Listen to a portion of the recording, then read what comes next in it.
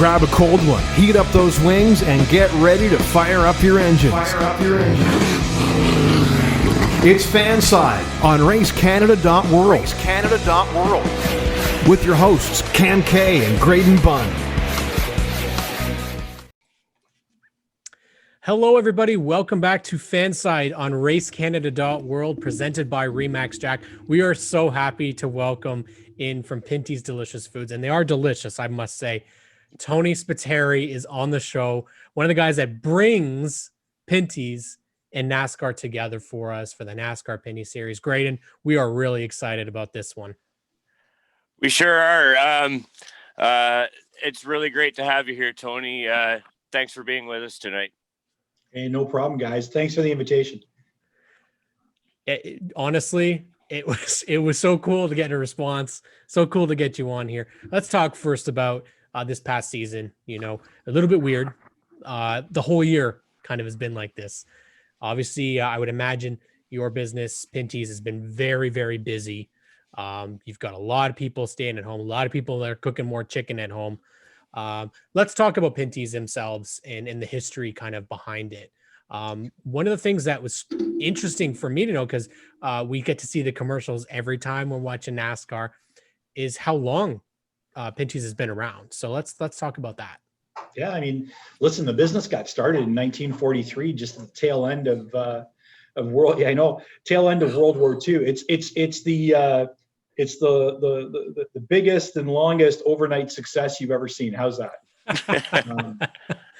But it was a family-run business in Niagara. Started as a food service distribution business, and one of its largest suppliers was Port Colborne Poultry. Literally, on a good race night at Humberston Speedway on the dirt track, you'll get dust from the track on the plant. So it's that. They ended up merging back in the late 1980s. They went on a tear, amassing some small companies. And around 1989, this grocery chain warehouse club called Price Club came to town, and they fell in love with the concept of chicken wings. Because if you go back to 1989, 1985, we knew about it in Niagara and Buffalo area, but chicken wings weren't exactly a big item in the rest of Canada. So these folks were pretty excited about it, and the rest is history. They put it into the Costco warehouses, and the business got built as Pinty's.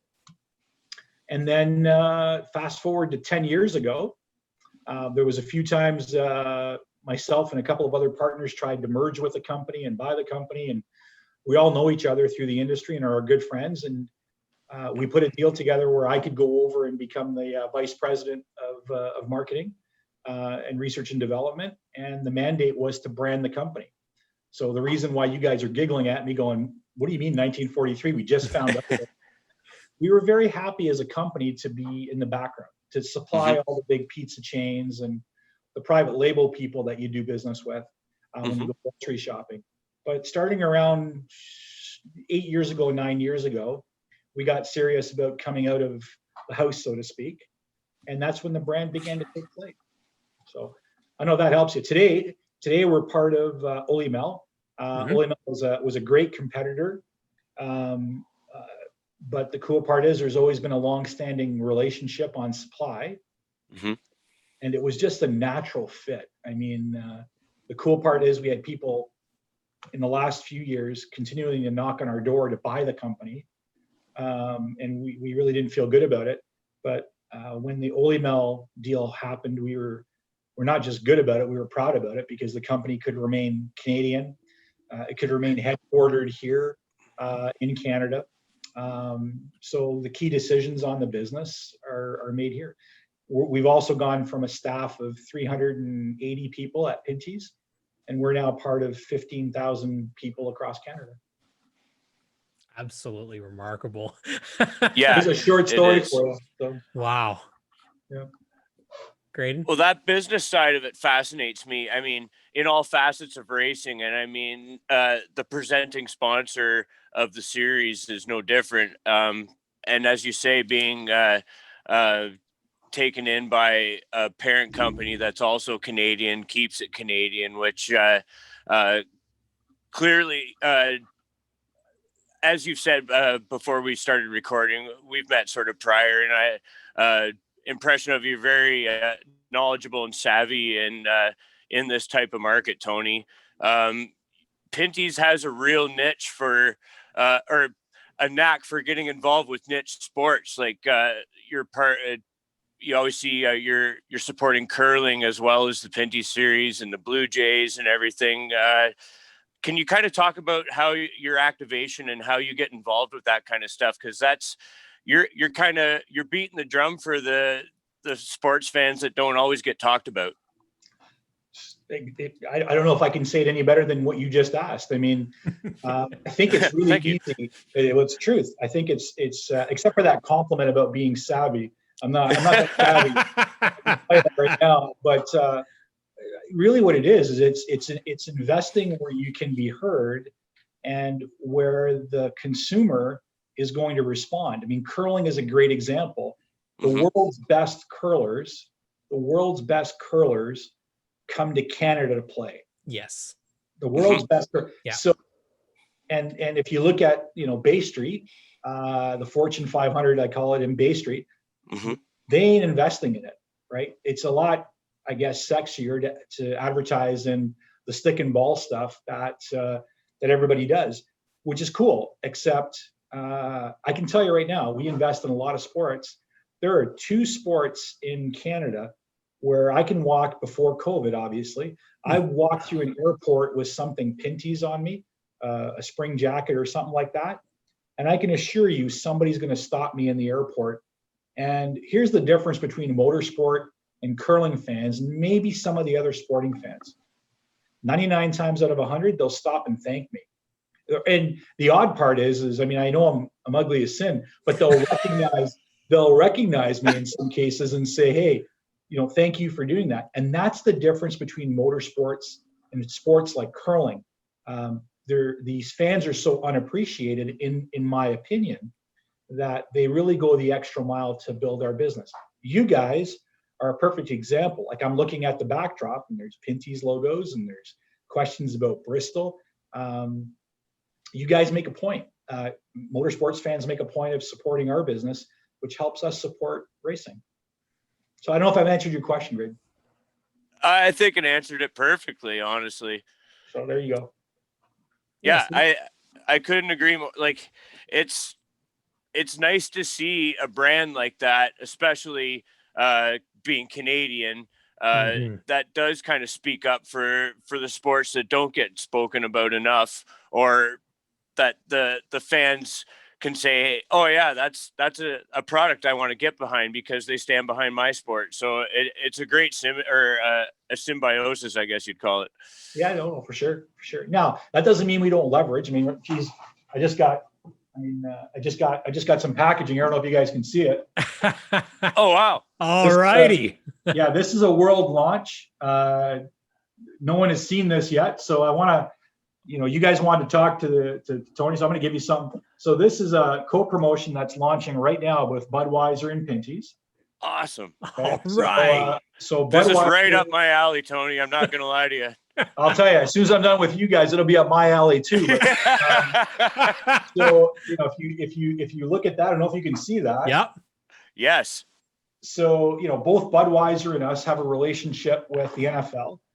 And awesome. I mean, the cool part is we're able to bring some of those guys, some of those big, big time sponsors. They're seeing value in what we're doing, and if we can encourage them maybe to ante up and become part of our sport.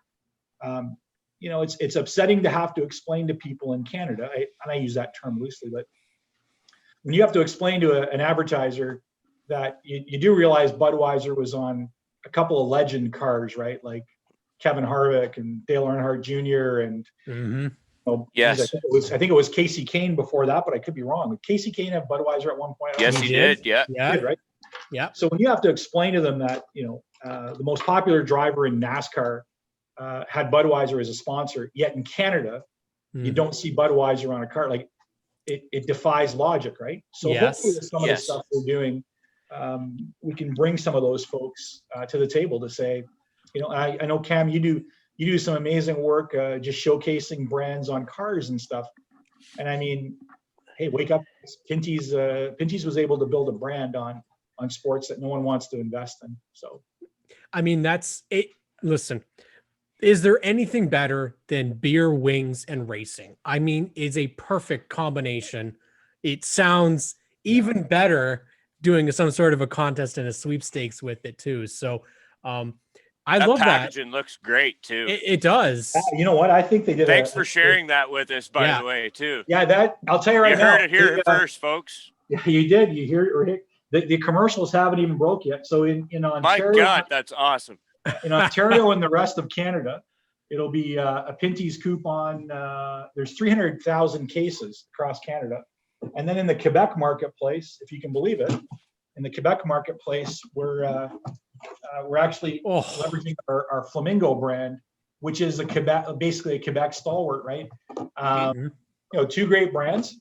And what we're doing is we're funding the coupon. So you're going to buy a case of Bud to watch a Super Bowl anyway.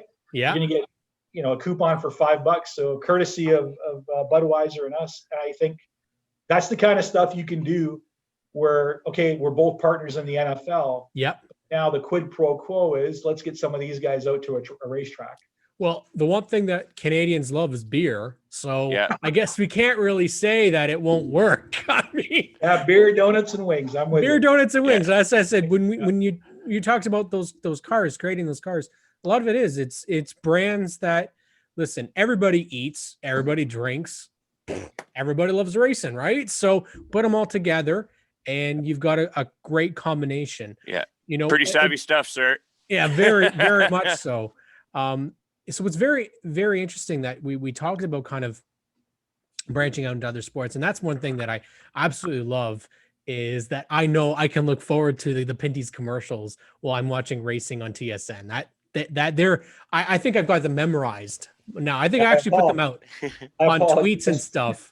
Because I want that guy's voice, man. That guy that does the voiceover for those Pinty's commercials. The man cave. Yeah, the man cave voice. And listen, I'm going to say it here. Like, I apologize. Sometimes we run a few too many. But here's the deal. And this is a cool part. I mean, Graydon was talking earlier about about the whole difference between motorsports fans. Yeah. You know, I never get a complaint over that. Not once have I ever got a complaint. And we joke about it, and I'm the first guy to joke about it. But I guess it's kudos to our partners at TSN and RDS, who are doing everything they can to help promote our business. And at the same time, kudos to the fans that are like, you know what?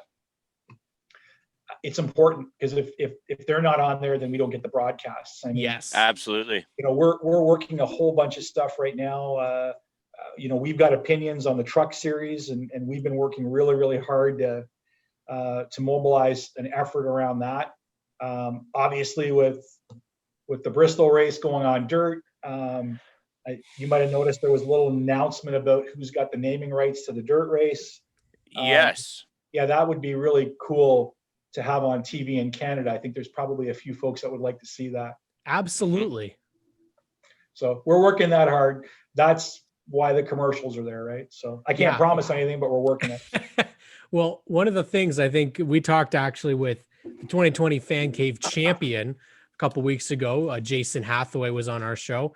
And Graydon, I think we threw out a fantastic idea since Pinty's already partners with curling and with the NASCAR Pinty series. We've got to have a drivers versus curlers, event. Like, I mean, the Bond spiel. I'm all over it. I mean, listen, we all have history lessons of people tearing off parts of the roll cage for a debris caution. I think it'd be really cool to, watch dirt race and see a broom on the novel. I gotta tell you a funny story. You guys might not know this, but prior to the pandemic, every year we would a couple of us inside of Pinty's would hold a charity curling event. Yes. We would invite some of the world's best curlers on their own time if they wanted to be there. And we'd Scott Steckley would be a part of that usually, would he not? Yes, sir. I was just going to say to you, you have not lived till you've seen Steckley.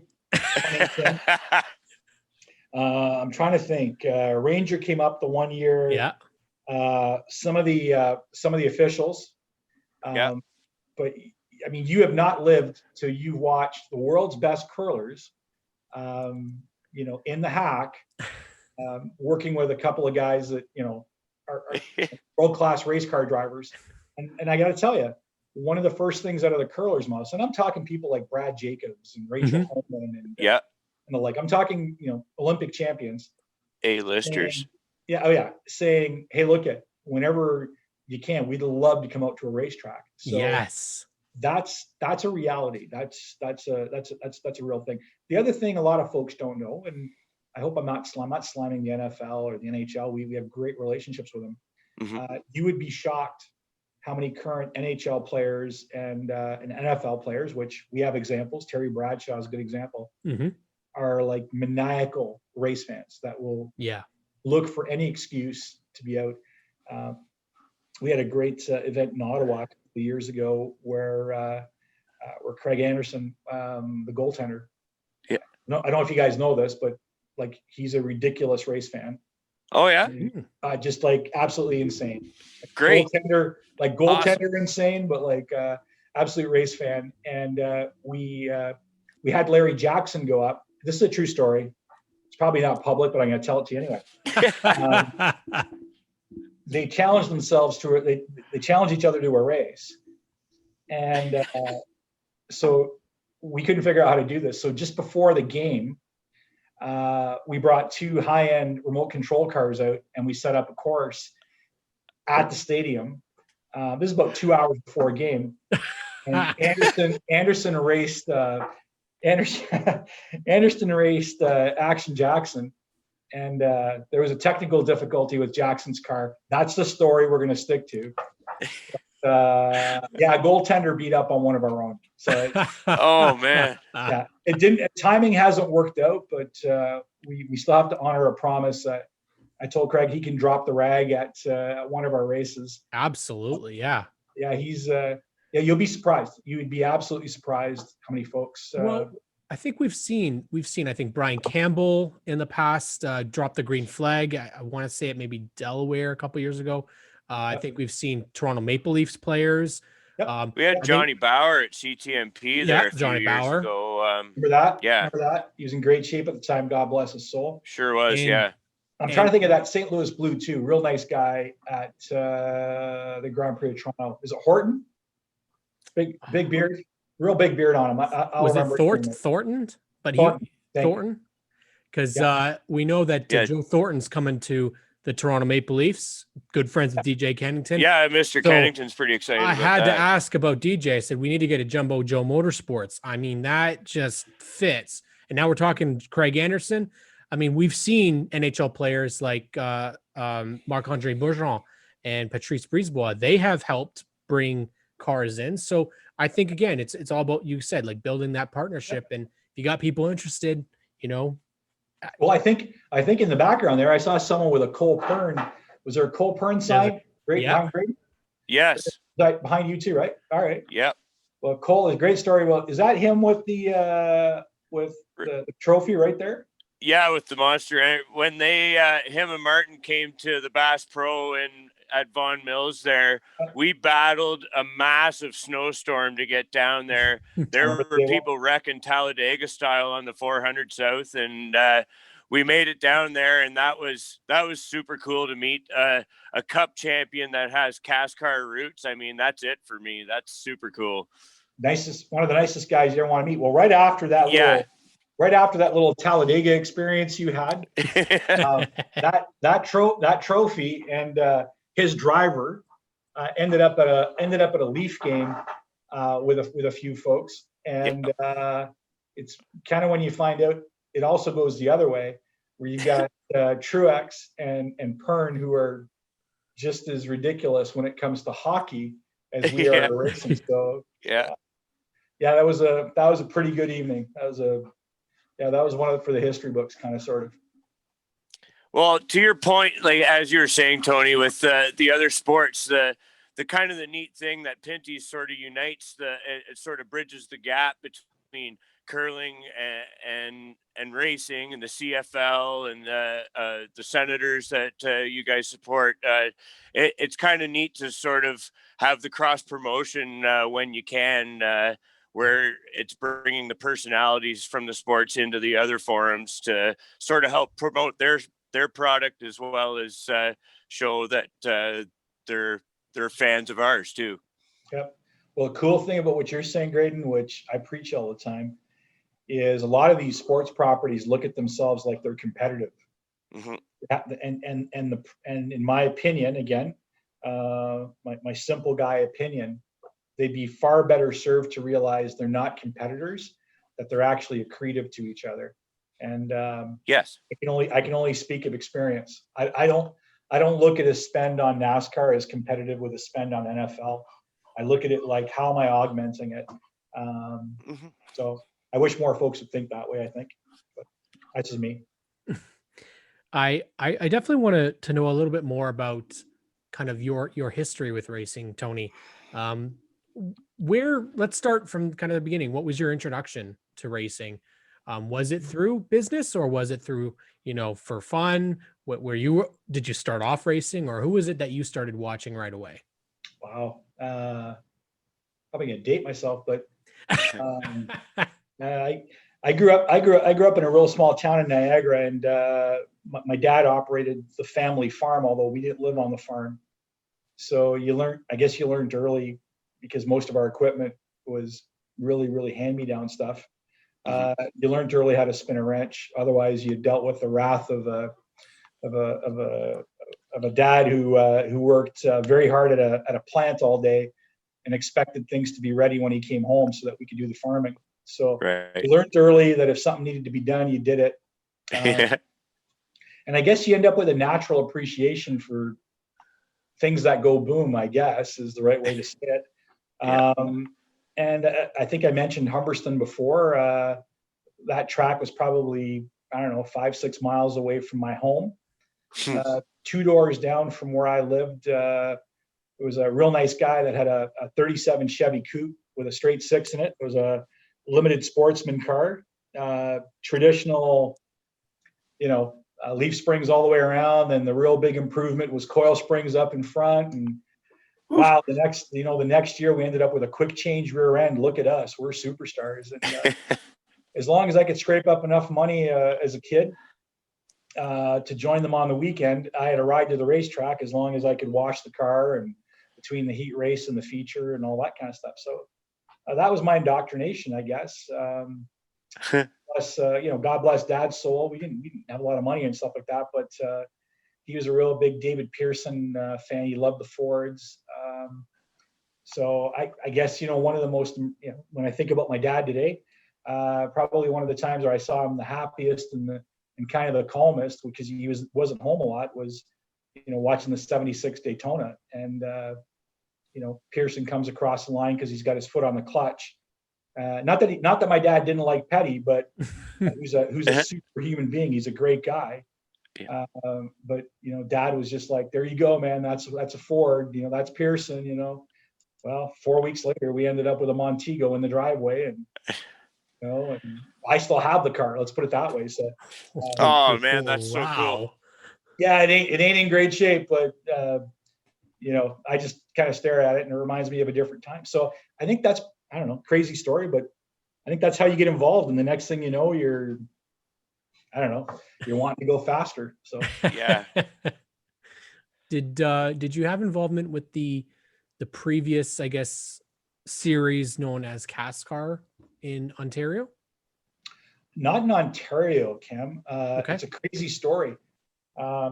I leave Maple Leaf Foods in 1999 as the vice president of marketing, and I go out west, and I want to take some time away from the city, and I end up working with Thrifty Foods. Great family, God bless his soul, Alex Campbell Sr., who owned the business at the time, eventually sold it off to Sobeys. I get a phone call from a guy named Ron St. Clair, and I just reconnected with him on Facebook. One of the best, man. One of the best. Awesome. Yeah, just the perfect like when I go through puberty, I'm hoping to have his voice. I do. Like, I mean, he's got the perfect voice. But he does. One of the iconic voices of racing. Yeah, Soothing tones. He's like the Johnny Fever, man. Yeah. Yeah, he calls me one day and says, look, you don't know me, but I need to come see you. This is what I'm doing. And I'm like, dude, when is this race happening? In 2 weeks. Okay, so in 2 weeks, you want me to mobilize the whole activation plan.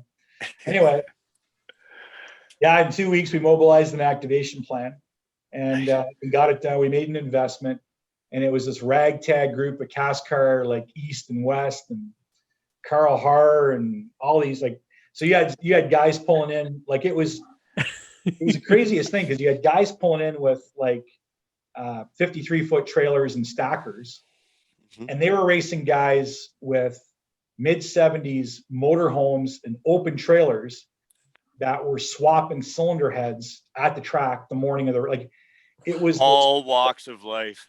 Oh yeah, you're like, and like, because I'm sick, like, yeah, I love the stackers, but I'm over looking at the guys working off the trailer going, off the open trailer going, dude, you need anything? It was just this amazing event. But what was really intriguing was it was the same year I got back into a car, and I was racing a vintage modified at the time, almost identical to that first race car I told you about, which was a leaf spring car, OEM frame, a Chevy straight six. And anyway, crazy St. Clair found out about it and said, it'd be really, really cool. Can you do a couple parade laps before promoting the track? And I went, yeah, man, I don't know if I can do that. So we ended up doing it. And it's just this, anyway, just one of those memories I'll always remember, because that was, you're sitting there in this 29 Plymouth coupe looking out the rearview mirror, and you see at that time, 26 cars, everything from, $100,000 race cars to, probably $5,000 cars behind you, all chewing for it. But that was my first experience with it. Truthfully, it was just before CASCAR got sold to the US, to NASCAR. Wow, that's amazing. Like, I don't know if it makes sense. It shows even in the activation, like on the commercials or at the at-track experience, like if that's you on down with the people, that it's so ingrained. You guys go so well with racing, and that's my compliment anyway. It seems that it trickles on down right to the at-track experience. And I always have at least a squirt bottle of Pinty's buffalo sauce, if not a box of wings in the freezer, because of that type of thing. I'll send you a picture. It's funny you say that about the squirt. Dave Thorndike, Thorson Trans, Dave? Yeah. I go to the track one day and Dave's chasing me, and he says, I gotta show you something. And it was actually, if I'm not mistaken, it was the day his son proposed to his future wife, and they did it in the car. I don't know if you remember that, but they put it on the side of the race car. Yes. So it was either that race or just before that. And there's this great picture. And what does Dave do for the opening, for the quick fill opening of the gas tank? He actually had a bottle of Pinty's hot sauce going into the gas tank. It was the cutest thing I ever saw. But yeah, I mean, listen, and it's not just me. We've got a great team of folks, especially in the former organization. Obviously, a lot of our key shareholders aren't part of the company anymore, but those guys all understood grassroots, all those folks, because kind of sort of where we all got started. So, and there's a lot of, I guess, expansion that we've seen kind of from the series. One of the things that I think it's kind of taken a while is for it to get recognized as fantastic racing. A lot of people knew of CASCAR, and then I think a lot of people just kind of didn't know what happened to it. And so one of the things that we obviously trying to do with having our show is to talk as much about Pinty's as possible, get as much as we possibly can about the series out there, because I think you would agree that the product on the track is, phenomenal racing. Second to none. Yeah, I mean, listen, guys, all series are suffering from a perspective of car count and all that kind of stuff. That's not just, and by the way, that's not just a North American phenomenon. That is a worldwide phenomenon, right? Absolutely. But you know, you go to Charlotte, and you Champions Week, and folks will see the logo on you, and they don't know who you are. They don't know you're the VP who's writing a check, right? And almost unanimously, they will say to you, "My God, like I saw a clip. You guys get after it." Like unanimously, great guys. Justin Bond Sr., this year's Wheeling champion. Yeah. You know, Justin will say to you the same thing, and he keeps saying to me, "Dude, you got to sort out a ride for me. Like I will literally come up there." And so you've got a whole bunch of Wheeling guys that are saying the same thing. Doug Covey, same thing. I mean, they've seen it. I mean, these are guys I've sat down and I've had sarsaparillas with, and they'll tell you the same thing. They understand what's there, but they also understand a key element, and a group that doesn't get a lot of accolades is look, NASCAR's got a very good deal with Bell Media with the TSN RDS piece. We have something in Canada that, man, ARCA is just getting now. Wheeling doesn't have, Mexico doesn't have, NASCAR Europe doesn't have. We actually have every single one of our races televised nationally, not once, 3 times. Now, a lot of mail that I'll get will say, "Man, it'd be cool to watch those races live." Man, I'm the first one to say yes. I'm the first one to say yes. I mean, the difficulty with that is, hey, beggars at this point really can't be choosers. We've got a pretty good deal going right now. Now, is there a move down the road to potentially do some live stream stuff where we can have the best of both worlds? Absolutely. Absolutely. But, nice. You know, I guess I say the dark horse in that whole realm is that these are guys that don't get a lot of, accolades. Richard Coughlin, do you know that name? So Richard Coughlin was in the CASCAR organization. Richard was there for the sale to NASCAR. Richard moved across, and Richard is the guy behind the scenes at Bell Media in TSN that keeps that stuff on the tube. Now, here's what's cool. You guys want to have a chat with me, which is great. We all know each other to say hi and stuff like that.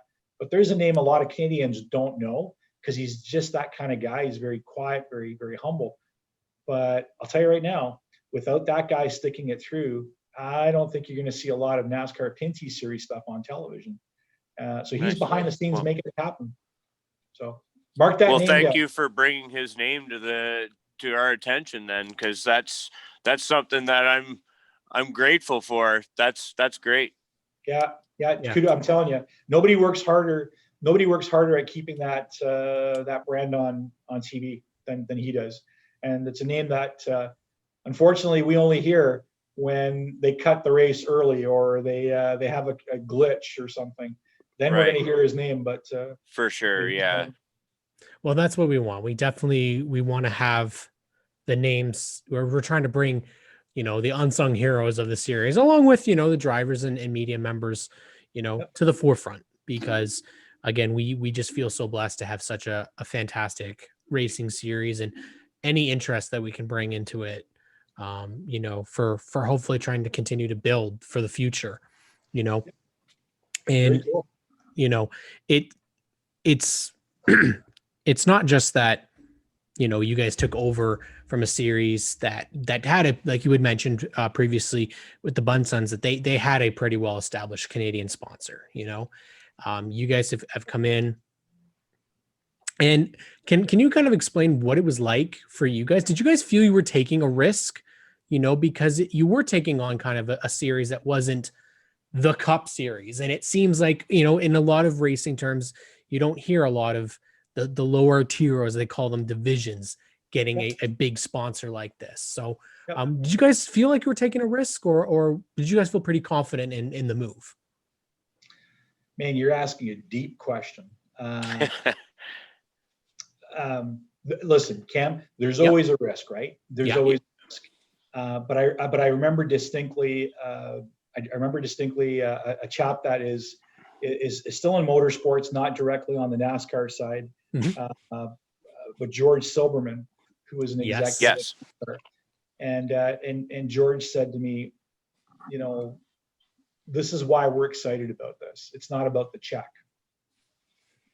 And I think in hindsight, he was right. What we were trying to do is actually bring a little bit of passion back.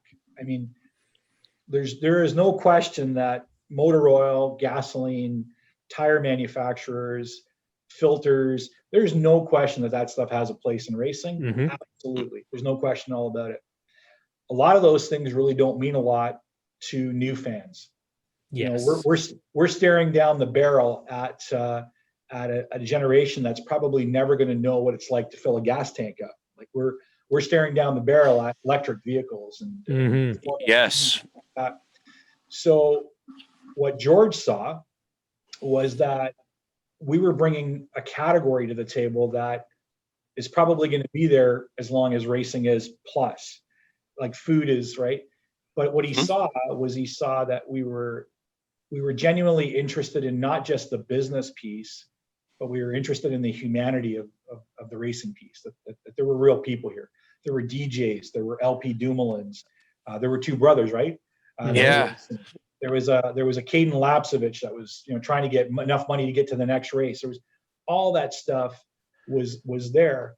So I think risky, yeah, of course it was risky. You had a very large group say, this isn't working, this isn't paying. So was it risky? Yeah. Did we go into it eyes wide open? I guess maybe if it was just a regular marketing spend, yeah, it would have been a lot riskier. The fact that some of us, you know, knew that there was a pit gate and a front gate and knew the difference between the two, I think made a difference. Yes. Yeah, it absolutely does. Yeah. Is there a lot of work to do still? Yes, there is. There's work to do in scheduling. I mean, one of the questions you guys are going to ask me is, hey, dude, like, do you have a schedule yet? And I'm going to say, yeah. He can read minds, Graydon. You know, my answer to you is a very politically correct answer. It's like, nobody wants it more than me. But what I will tell you is some of the stuff that's being tossed about right now is, man, it's pretty exciting stuff. It's very exciting stuff. And do I think it's worth the wait? Yeah, I do. If I didn't think it was going to benefit the teams and benefit the sport long term, well, I'd be a little more obnoxious as the series entitlement sponsor. But at the same time, what I've also told some individual fans that have reached out to me is, you know, I have an idea when the NHL is going to start. I have an idea, but the NHL doesn't have a firm date yet. We're talking about January 13th. We don't have a firm date yet. The other thing I say is, and I love the NHL, I think we're going to play more than one team at a time, but I'm not sure. I think we're going to have a bubble, but I don't know how big. So it's one thing to throw, and as race fans, we're phenomenal at this. We've used social media to crucify ourselves on a regular basis. And I think more folks than not need to step back and go, there's some pretty bright people at NASCAR, a lot of the series across Canada. There's some pretty bright folks that are behind the scenes trying to keep this alive through a pandemic.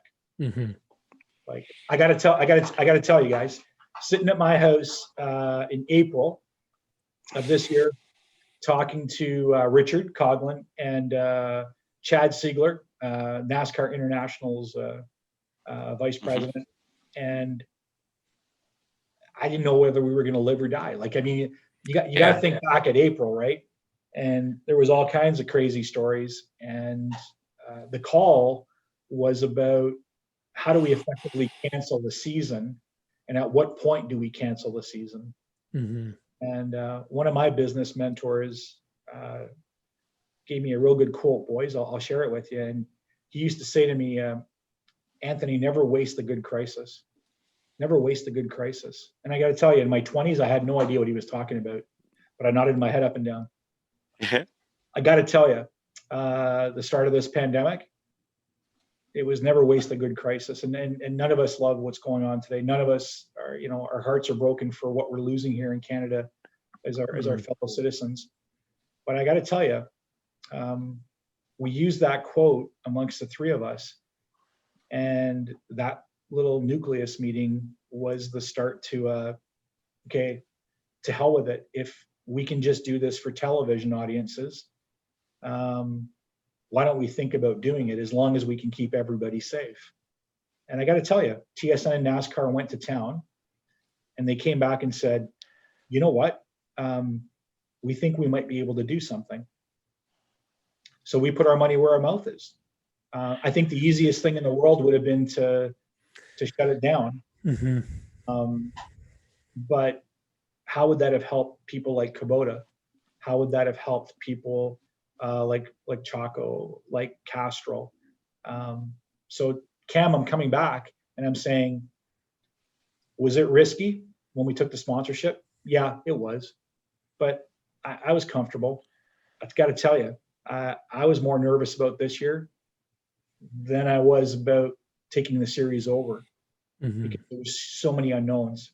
And right now, what I will tell you is, yeah, there's some stuff that we're working with. There's a lot of unknowns. I'm sitting in my office right now in Boucherville, Quebec, and I'm told legally I cannot be here effective, tomorrow at 12 o'clock at night. So I got to tell you some of the stuff that we're working on right now. I'm excited about waiting for it.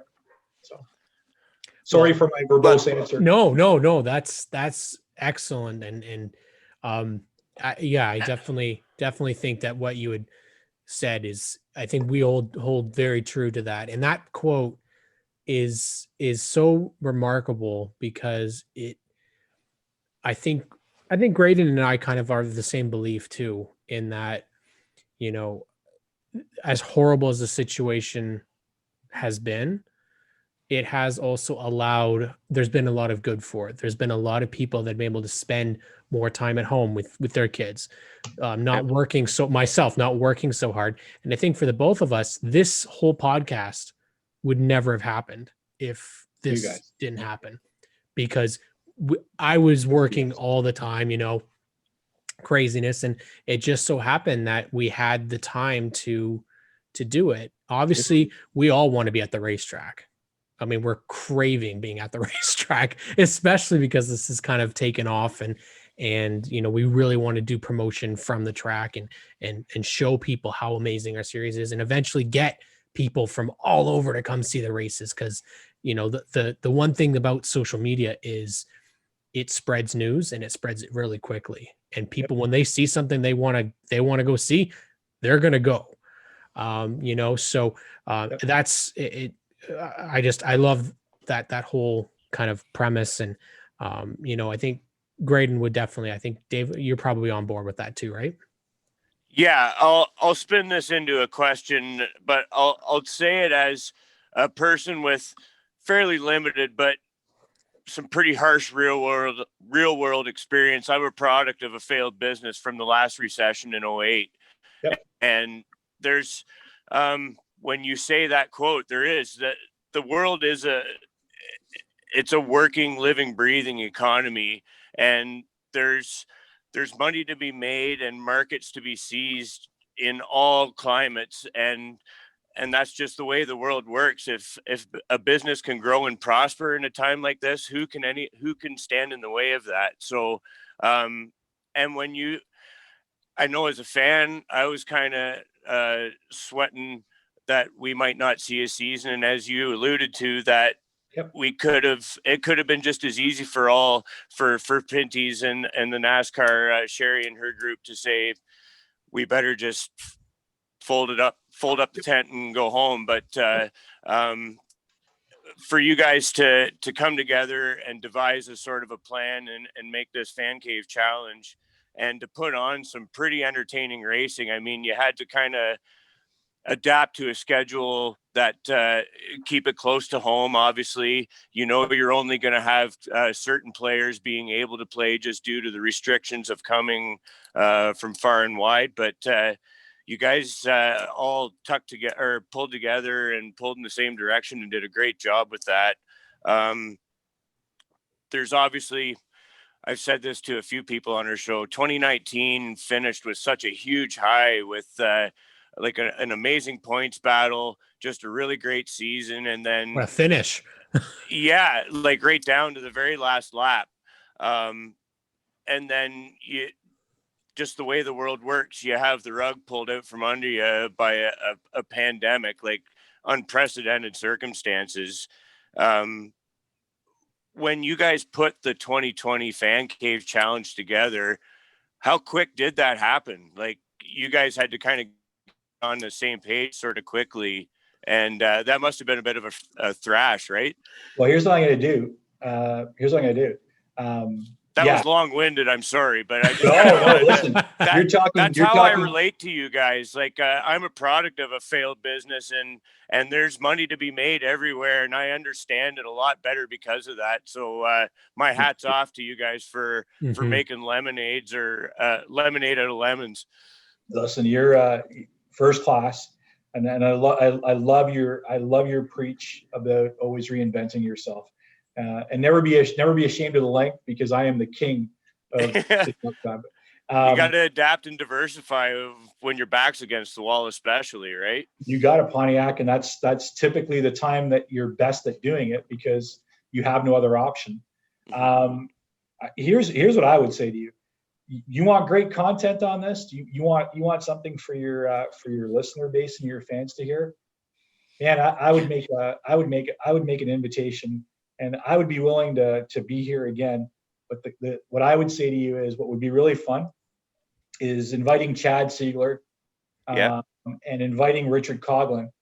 And I've just given you my version of the story. I've told you it was a phone call, and the quote was, "Well, boys, we can wrap it up right now." Or, as Wallace McCain taught me, we don't need to waste a good crisis.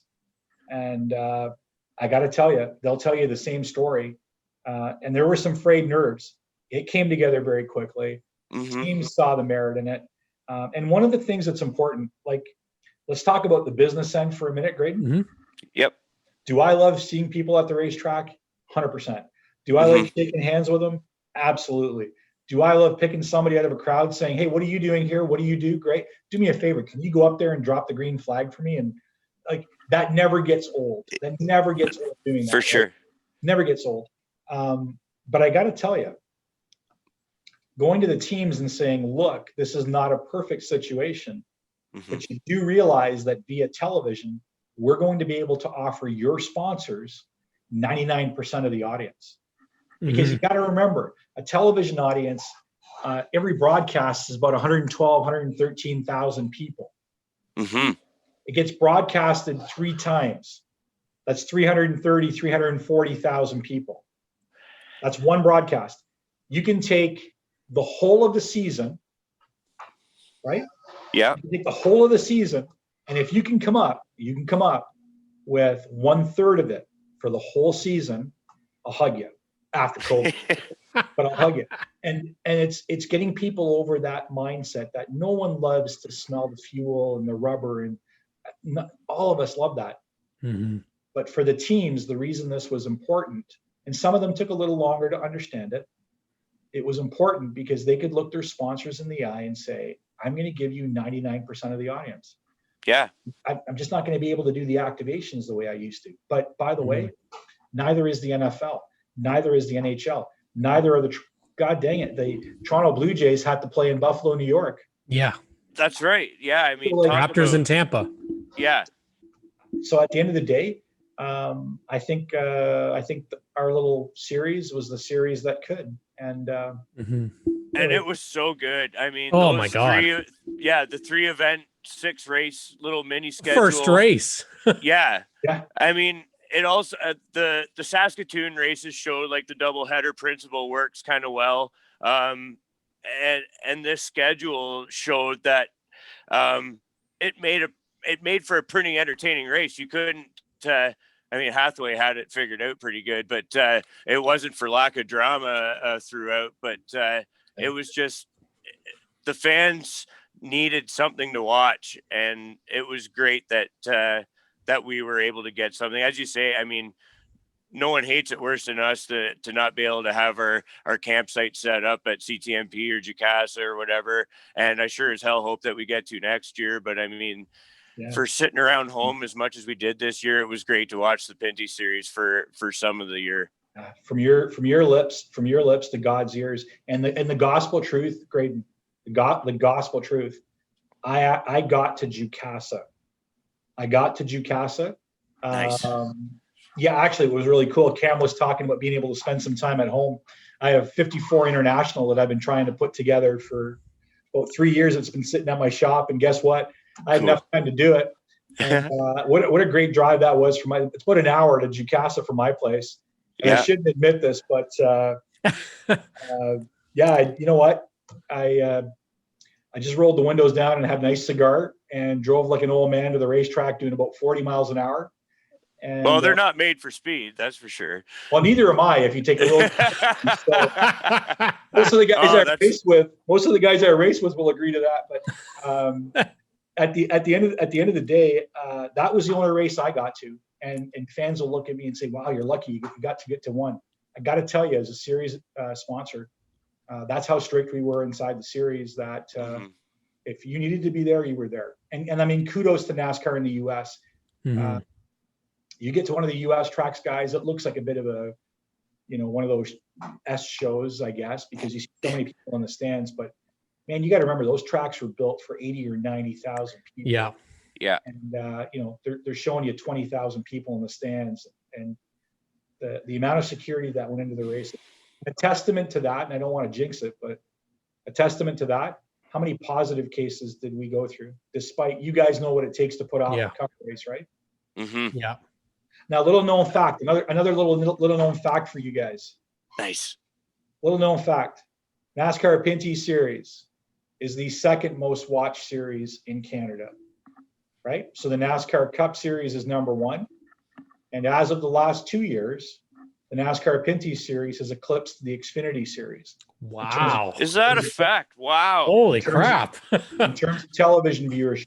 And that's not something a lot of folks talk about. No. That was not the case 4 years ago, 5 years ago. So, I mean, that's something that you guys got to be proud of, because you guys are helping. Absolutely. Do you think, Tony, that NASCAR is, like, down south is starting to see that our series is really damn good? Because all of a sudden now there's talk about going more road course racing, more short ovals, and even talk about street tracks, which obviously we do that here. Clearly the recipe works. Imitation's the greatest form of flattery, I think. Exactly. If you get the gumption to invite Chad and Richard on here, one of the questions you guys want to write down, or better yet, you can get those Bun brothers up here and they'll get it figured out quick. But one of the questions you want to ask them is to tie the link between a couple of things. Double headers. Well, guess what? They started here. When did we make the announcement about going on dirt? Yeah. Stole it from us. Last year? Yeah. Now we don't even get to do it first. Yeah, that sort of bends me now. It is what it is. But then again, just to add a little bit of make you a little bit happy. So the first race that's going to be run on dirt is going to be where? Ashwaken, or at Bristol. At Bristol. At Bristol, yeah. Which I'm wondering, who's the sponsor at that track? Man, oh man, Cam, you're not just good looking, you're bright. So I think one of the things you have to bear in mind if you want to get those boys on here, I think you ask them the same question. But like I'm telling you, it's not me saying it. You can reach out to some of these guys in the Wheeling Series and the ARCA Series. Man, even guys in the Cole Custer, guys that have moved up.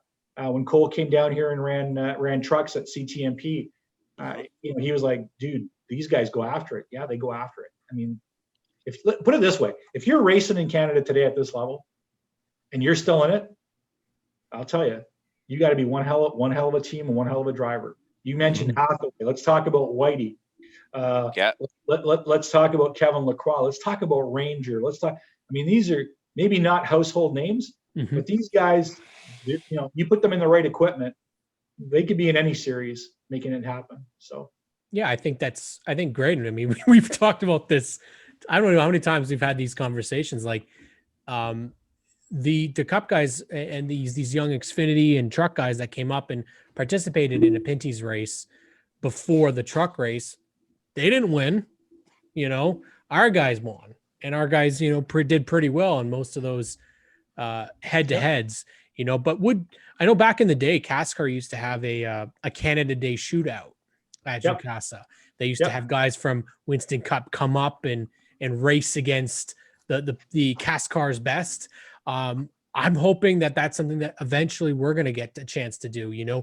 If it's at Oshwaken, if it's at Jukasa, get those names up. And I think NASCAR's reached, there's so many people that like Xfinity and trucks, K&N.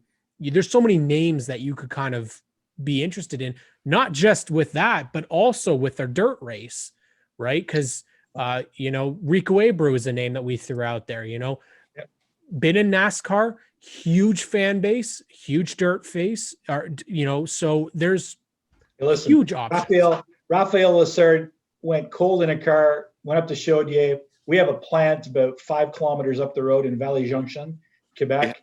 And you couldn't hear yourself think in that racetrack. That's how excited. And here's a guy that hops into a Kyle Busch Motorsports truck, or GMS truck, I guess, but GMS truck, and is winning races at the elite level. You have Stuart Friesen, who can strap himself into anything and go sideways. Now, boy, wouldn't it be interesting to see Stuart Friesen run in the NASCAR Pinty series? Wouldn't that be interesting? Yeah. I should have thought before we started, when that news broke early, we had our tickets bought like early on for that too. So we're still waiting on that, which we will be there when it happens. But Riley drew a picture of what he thought Stuart Friesen's 22 Racing Pinty's car would look like, and it's on the bulletin board upstairs. He's been so hyped about that, and that was a tough pill to swallow when we had to. I mean, it's a tough pill for everybody that didn't happen this year, but I guarantee you, if and when that happens next year, that's going to be well supported for sure. Well, let me give you another guy. Have you guys had Glenn on here? Glenn Steirs? Have you had him on the show at all? We haven't. No, we have not. Well, I'm going to tell you right now. Here's another unsung hero. When that, there's a long story about why that race happened, but I had been asking and projecting that this might be a good idea for Canada, because we could bridge the gap between the asphalt's for getting to the racetrack and dirt's for all that, for growing tomatoes and all that stuff. But I got to tell you, Chad stepped up and said, "You know what? I'm done. Let's see what we can get done." And one of the craziest days of my life, we had Tony Glover, Hall of Famer, come down to Oshwegan, and we were taking bets on how much the cars would have to change to actually run. And luckily, a guy named Joe Balish and myself were pretty much aligned with Tony to say, you ain't going to change much in these things. And unfortunately, we've run some dirt, right? So you get a pretty good idea. But I got to tell you, this is a true story, and I encourage you guys to follow this up with Glenn and even Clinton Jeffrey, if you want. Yeah. I made one phone call. When NASCAR came to me and said, "You know what? We're done listening to you cry. If you can get us a venue, we'll look at it." And I made one phone call, and I called Clinton and Glenn, and I said, "Boys, I need you for 3 minutes." And I drove from Burlington to my house in Niagara, and I can tell you, I can still hear it in my ears. Glenn saying, "Whoa, really?" I'm like, "Yeah, dude, I want to do this." He said, "All right, like, I'm in, dude." Okay, like, Glenn, there's some bucks here, right? Like, I gotta put. And his answer was pretty clear. "I'm good with that. Whatever you're in for, I'm in for it." And that was it. That was the phone. I called NASCAR back about half an hour later, and I said, "Yeah, done deal. When can you guys be here?" It was a Wednesday. We had a meeting with the executive of NASCAR in my boardroom in Burlington that Friday. I'd never seen anything that was that quick. And I think they were more shocked than anybody else. But there was Clinton, and Clinton was endorsed by Glenn to sign up. And I got to tell you, it happened right there and then. It was like, we're putting it on the schedule. This is what we're going to do. We want one test day at the track. And 2 weeks later, you can ask DJ Kennington next time you have him on. DJ unloaded a car. Andrew Ranger drove down, and they flogged a relatively standard car that came off the track with Hoosier dirt tires on it. And we started with a ridiculous amount of tire pressure. Like I asked Glover, I said, Glove, like 20 pounds in a dirt car? Like he just kind of looked at me and shook his head. But an hour and a half later, he came up, sat next to me and at Auschwegen. And he said, you going to ask me about tire pressure again? I said, well, yeah, like you can't even breathe on the throttle right now. He said, if I dropped it to 12 or 13, he says, the SOBs will be racing. He says, I just want to see what the cars will do. And he was bang on. He just wanted to see if these things would actually make it through, a relatively ungroomed track. And cool. You know what? Andrew was out there turning laps, and DJ hopped in and turned a few laps. And before I left, I said, okay, boys, I'm taking off. And Glover grabbed me by the scruff and said, come here for a sec. He said, there ain't no reason we can't hold this race here. He says, your boy good? He's talking about Glenn. And I said, first class guy. So I knew literally in 3 weeks, we went from they're done listening to me push to we're doing this race. Awesome. So if you have any, you got any pull, you want to bring Glenn Steirs on and have a chat with him about his view, I got to tell you that would not have happened without Clinton, Jeffrey, and Glenn Steirs. But a phone call, no dates, phone call, and Glenn was like, "I'm in. Whatever you're in for, I'm in for." So what a great story! That's so cool. True story, 100%. And that it speaks to the point of a company like Pinty's, and a guy like yourself, and all these guys that have the like minds that are racers that know what's best for the product, for the fan base, like what's going to be the next coolest thing to lure people in. That's what keeps us coming back. That's just, it's cool to hear that behind the scenes stuff, that all this new and up and coming things that we don't know about yet and that we haven't seen yet, but it's always what's next and how you can improve. It's cool to hear that stuff, Tony. Yeah, it's a true story. Like, and right after the announcement came up, Graydon, I ended up with a couple of voices in the motorsport community. One of them in particular that was annoyed that we didn't go to a real dirt track, why invest in a Bristol? Like, it's a paved track. Come to a real track. Yeah. And you heard all that stuff. And normally I don't really comment on social media. My opinion on that is, for every one individual, you have, 3 opinions, so to speak. Yeah. But, that one kind of struck home because my personal belief, boys, and I'll share it with you as my bias, is that you've got motorsports fans and they respect. We can joke around about asphalt and dirt, all that kind of stuff. But, the folks that are out there tearing apart folks that are trying to breathe life into and keep life into motorsports, I'll tell you, to use social media to tear them apart, or it's the reason why people step aside. Like, it's the reason why other sponsors will step aside. There was a radio program on a couple of years ago, and I didn't know about it. I didn't hear anything about it, and I heard about it on a Monday when I walked into the office, and my CEO said, like, who is this guy? And like, we're not investing enough in motorsports in Canada. It's like, it's an awkward day to walk into the office and have a CEO that you're really close to and a good friend and a race fan say, like, what is this radio program? I never heard of it before.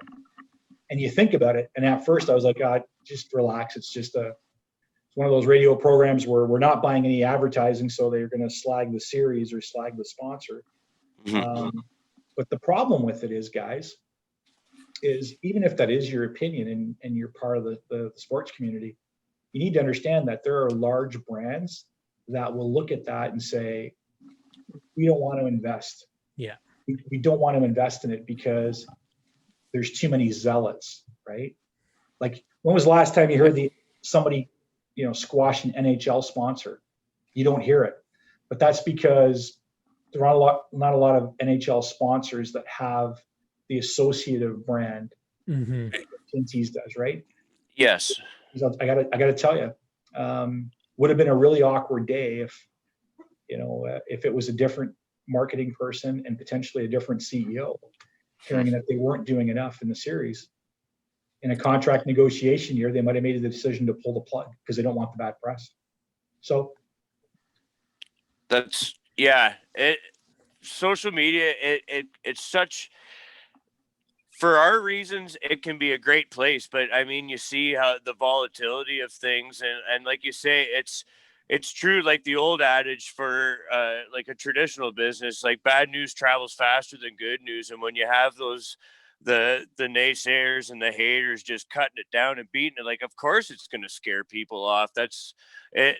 It's a terrible thing that you're almost deliberately putting your 2 cents to see a company not succeed or a series not succeed. And in a time where motorsports as a whole really needs to band together a lot more than compete against each other. So yeah, agreed. It needs to be, everybody needs to pull in the same direction a little more, for sure. Oh man. Eloquent as heck. I mean, let me give you a really trite one, Graydon. See if this fits. I'm at this is a true story, Cam, as well. I'm at the championships dinner at Charlotte at the NASCAR Hall of Fame, and and this is a perfect example, Graydon, of what you're talking about. Over my right shoulder is a picture. They took a picture of me, and over my right shoulder is a replica of Richie Evans' 61 car. Yeah. Right. Man, I don't care who you are in motorsports, but if you can't appreciate some dude, God bless his soul, but some dude strapping himself into a coupe about 4 inches off the ground with a big block in front of you. Yeah. With paint on it from the New Jersey highway traffic, the orange. Yeah. So I made a comment and I said, really, really cool to be here. And, one of my personal favorites, looking at obviously a David Pearson car and a Dale Earnhardt Sr. car. Man, there was a war that started on that post because some dude writes, that's really not Richie Evans' car. It started out life as a blah. And I watched this thing progress and I went, I actually for a moment felt sorry that this picture had got published. And you sat there and as a motorsports fan, I just went, is this what our sports come to? Somebody's going to case out of the fact that, this is not a real Richie Evans car, faithfully restored to be exactly like his. And if you go to the museum, they'll actually tell you, no, that is a facsimile of, and they'll point out which ones are real and which ones aren't. And I thought to myself, this is why a lot of companies, especially in Canada, are a little bit nervous about making an investment because the fans can be seen as maybe a little too radical. Yeah. That's market research or like demographic research, all that 101. I mean, like they look at the fan base and they're like, these guys are a bunch of volatile, like head cases. Like, why would they want to dump money into it? Like, I mean, it can be labeled as passion, which many of us are for sure. But I mean, it can go to the toxic level where it becomes like a poison. And that's not stuff that any company wants to get behind. Like, who the hell is going to want to jump on board? No, sir. Anyway, that's the side that I try to privately counsel folks on to say, look, right. You might disagree with my policy or you might disagree with my brand. That's cool, but just do all of us a favor and debate it. But man, don't slam the sport you love, because it's just like track promoters. I feel bad sometimes watching promoters or race directors just get basted every Monday. And you look at that and you go, that race director, he or she is probably there as a favor to the track owner, and or that or the flagger or the cornerman or whatever. They got a better place to be on a Saturday night. They got a better place to be on a Sunday night. So my encouragement, I guess, is promote the sport. Don't tear it down. It's exactly what we're doing here. That's what Fanside is for. We're so excited to have Mr. Tony Spiteri here on Fanside. We've gone a little long. We could probably go for another 3 hours talking with you. 3 or more, really. But we really want to thank you, Tony, for coming aboard Fanside. This is only our first couple months, doing this show, but Pinty series is our thing. And, we want to continue to do exactly what you were just talking about, promote the series, get as much interest as we possibly can.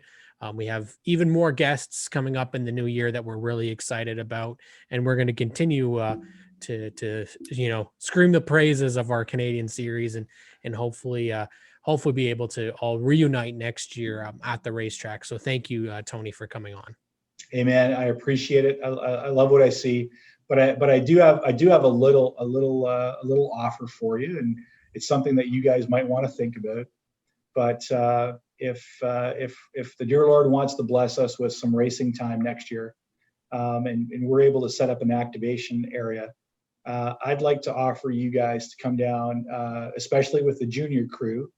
And I think you should probably think about hosting one of your shows out of our activation trailer.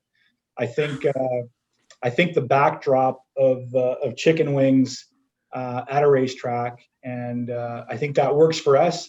We'd be happy to do that because the backdrop would be Pinty's.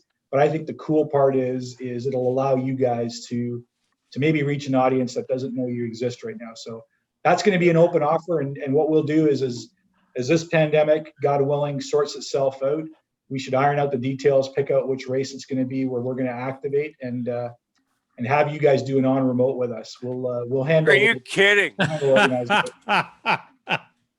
Tony, thank you so much. Yeah, I think that makes sense. I think it'd be fun to do. Agreed. I think that Cam, I'm not certain, but I think Graydon just said he'd like to do it. But I think you guys should have a quiet moment and discuss it together. Yeah, I guess we should discuss that amongst ourselves. I'm trying not to cry here, but you'll have your people call my people, and we'll get it organized. Yeah, we'll talk. Yeah. If before we go, I wanted to just say myself, bring it back to kind of where we started. I would say that you have a great savviness for the market and the industry you work in, Tony. We met you when the boys and I cranked up that 2016 race at Kawartha. And right then and there, that was when Pinty's was right new to the series.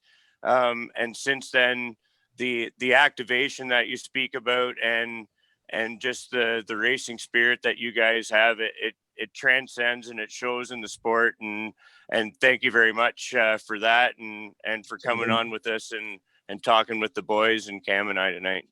Hey, it's super, man. It's good to see you, Graydon. And those boys are a little bigger than the last time I saw them. I'm going to put it that way. So you're doing something. They're growing up with the series, Tony. That's a good thing. Yes, sir. Future right there. That's the future right there. That's our junior correspondents. And they're soon going to be, I guess, senior correspondents, but the way we're going right now. So. Yeah, you guys are going to be on the dole quicker than you think. Yeah, be put out to pasture. Yep. Yeah, let's have some fun. Let's stay in touch and let's have some fun. But thanks again for that, Tony. That's really kind of you. Thank you. Absolutely. I think it'll be a boatload of fun, and I think we can. I think Remax Jack will like that too, eh, Cam? Oh, Remax Jack will absolutely love that. Our sponsor for this series. Or for this podcast, we really wanted to, we have a bit of an announcement too, in a way. We've got some really cool product that we've been able to come out with. I don't know if you can kind of see that on there. Very cool. Fanside. Yep. Fanside collector coin. Of course, we are the the proud supporters of Laps for MD. So all of our Very guests cool. that have been on fan side are going to get one of these. So Beautiful. Tony, yourself. Yeah, we got to get some we're information. gonna get your address, and we'll get that out to you. So you can also, if you want your collector coin, just direct message me. You can contact me through Twitter, YouTube, whatever. My email is located on my Twitter. Thank you, Tony Spiteri from Pinty's. Thank you, Pinty's, for the 2020 season once again. And we look so forward to 2021. Thanks everybody for watching, and we'll catch you in 2021. Take care. Thanks for listening, race fans. Time to enjoy some wings and some racing. We'll catch you next week on Race Canada Fanside. Don't forget, you can find Cam on social media at Cam K Racing. Or Graydon on Twitter at Smooth Operator.